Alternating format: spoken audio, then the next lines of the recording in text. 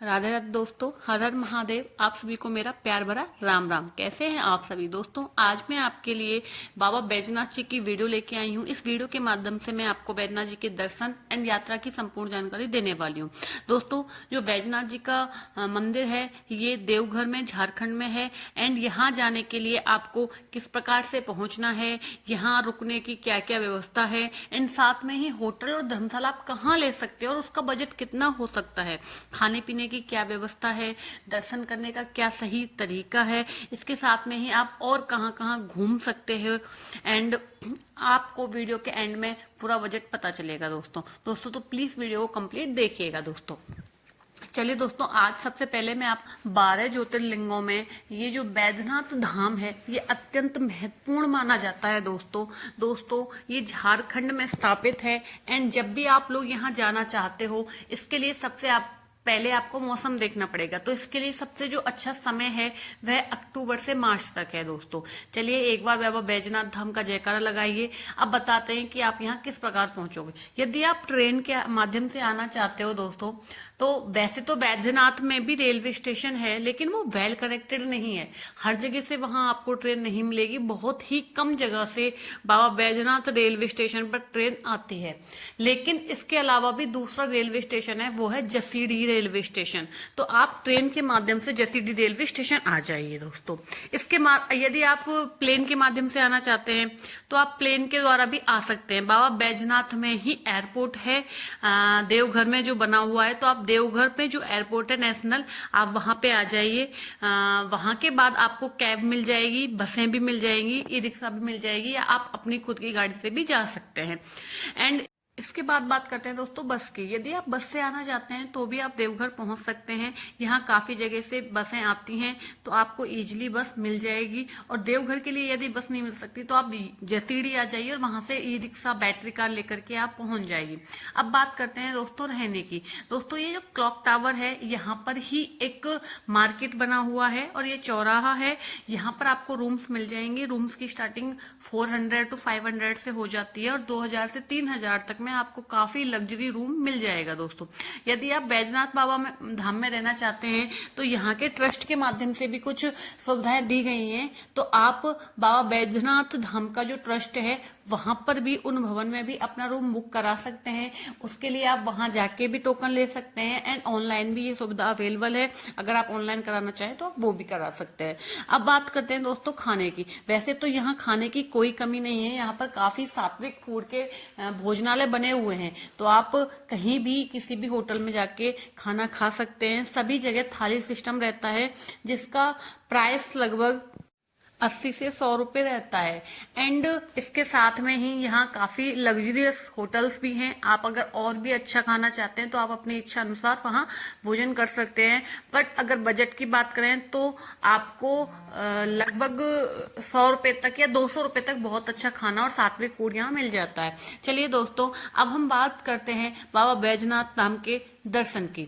जब आप यहाँ पहुंच जाते हैं तो आप अपने होटल में कुछ टाइम विश्राम कीजिए और हम अर्ली मॉर्निंग ही बाबा बैजनाथ धाम के दर्शन के लिए निकल जाएंगे। क्योंकि ये जो ट्रिप थी हमारी वो 2 रात की और 1 दिन की थी। हमने 1 दिन में ही बाबा बैजनाथ धाम पूरा कवर किया था। उसके साथ ही जो और भी प्लेसेस थे वहां पर भी हम गए थे। तो चलिए दोस्तों, अब चलते हैं हम सीधा दर्शन में। दोस्तों यहाँ दर्शन के लिए जो पीक टाइम है वो सावन में रहता है। क्योंकि सावन में क्या है, यहाँ पर गंगा स्नान कराया जाता है श्री महादेव जी को। और जो यहाँ के भक्त हैं वो सुल्तानपुर से यहाँ गंगा जल लेके आते हैं, जो कि लगभग 100 से 150 किलोमीटर की दूरी पर होता है। जैसे कावड़ कहा जाता है, तो कावड़ का जल यहाँ पर चढ़ाया जाता है उस समय पे। और बहुत ज्यादा तादाद में कावड़िया आते हैं और गंगा जल शिव जी पे चढ़ाते हैं। तो इसलिए उस समय आप आना अवॉइड करें यदि आप नॉर्मल दर्शन के लिए आ रहे हैं, क्योंकि बहुत ज्यादा भीड़ रहती है।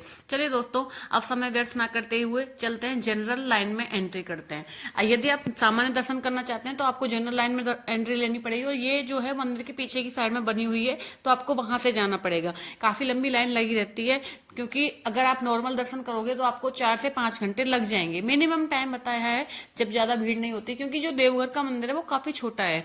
अगर आप शीघ्र दर्शन करना चाहते हैं तो वहां पर 250 रुपए पर पर्सन के हिसाब से टिकट मिल जाती है, टोकन मिल जाता है।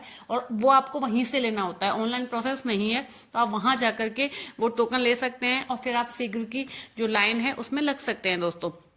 दोस्तों मैं आपको एक और बात बता दूं, वैसे तो बैजनाथ धाम कुछ विशेष महत्वता रखता है, इसके साथ में ही यहाँ पर माता जो सती हैं वो विद्यमान है।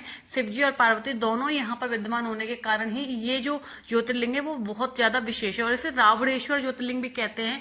इसका कारण ये है कि यह जो स्थापित हुआ है वो रावण ने ही स्थापित किया था, भले ही भूल से, लेकिन किया रावण ने ही है। यहाँ पर काफी और भी मंदिर बने हुए हैं, तो आप अन्य मंदिरों के दर्शन भी करें।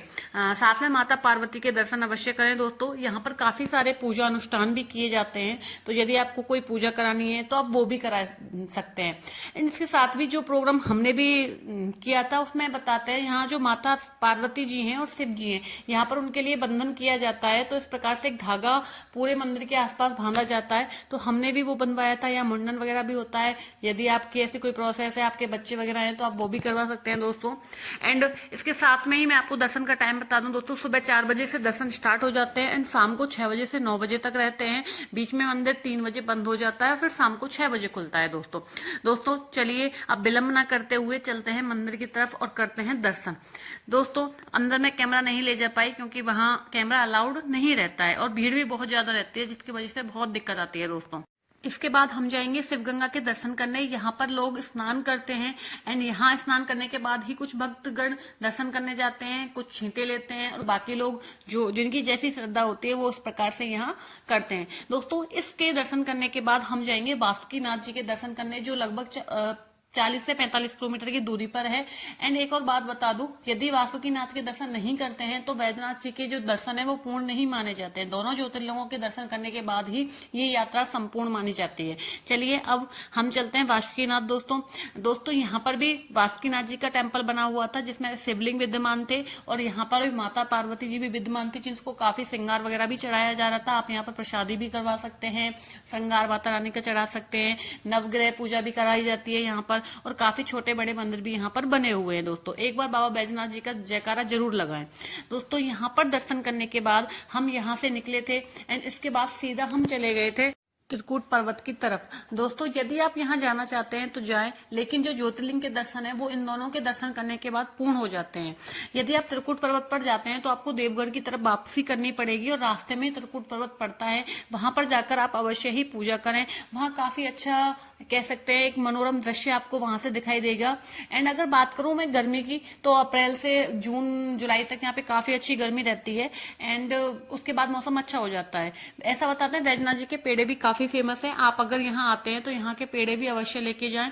एंड इसके बाद आप चलते हैं त्रिकूट पर्वत पर। यहाँ पर प्राचीन जो शिव जी का मंदिर है वो बना हुआ है। ऐसा माना जाता है यहीं पे बैठकर जो रावण था उसने तपस्या की थी शिव जी को प्रसन्न करने के बाद, तो शिव जी को प्रसन्न यहीं पे किया था। इसके कारण जो शिव जी थे वो यहीं से उनके साथ चले थे एंड लेकिन जो गणेश जी थे उन्होंने बाल रूप लेकर के शिव जी को बैद्यनाथ जी धाम में स्थापित करवा दिया था और वो उसको लंका नहीं ले जा पाए थे दोस्तों। इसके बाद हम चलेंगे तपोवन भी काफी अच्छी और पवित्र स्थान है दोस्तों। यहाँ पर काफी सीढ़ियां बनी हुई हैं, लगभग 50 से 60 सीढ़ियां रही होंगी, गिनी नहीं बट एक अनुमान से बता रहे हैं। तो आप यहाँ जाने के बाद सीढ़ियां चढ़िए और फिर पहुंच जाइए भोले बाबा के दर्शन करने। यहाँ पर भी शिव जी विद्यमान है, आप यहाँ पहले दर्शन कीजिए, फिर इसके बाद में आप यहाँ के दृश्यों का भी आनंद उठा सकते हैं। यहाँ से काफी अच्छे दृश्य दिखाई दे रहे हैं। एंड इसके बाद दोस्तों आप यहाँ से आ जाइए एंड इसके बाद हम सीधा चलेंगे नौलखा मंदिर। एंड ये जो मंदिर है ये देवघर में ही है। एंड दोस्तों ये जो इसकी मीनार बनी हुई है वो काफी दिव्य है एंड यहाँ पर आपको बहुत अच्छा लगेगा। तो आप यहाँ ऊपर जाइए, कुछ सीढ़ियां आपको चढ़नी होती हैं, उनको चढ़ के श्री भगवान जी के दर्शन जरूर कीजिए। एंड दोस्तों यहाँ पर आप कुछ समय बैठिए, कुछ समय बिताइए और भगवान का नाम लीजिए दोस्तों। यहाँ पर जाके आपको काफी अच्छा लगेगा। एंड मैं आपको एक बात बताऊं, यदि आप इन सब मंदिरों के दर्शन करना चाहते हैं तो आप एक दिन में भी कर सकते हैं, अदरवाइज आप एक रात और 2 दिन में भी ये पूरा दर्शन कर सकते हैं। एंड एक बात मैं आपको बता दूं दोस्तों कि जो हमारी पूरी ट्रिप है इसमें लगभग हमारा 4000 से 5000 मिनिमम खर्च हो जाता है। तो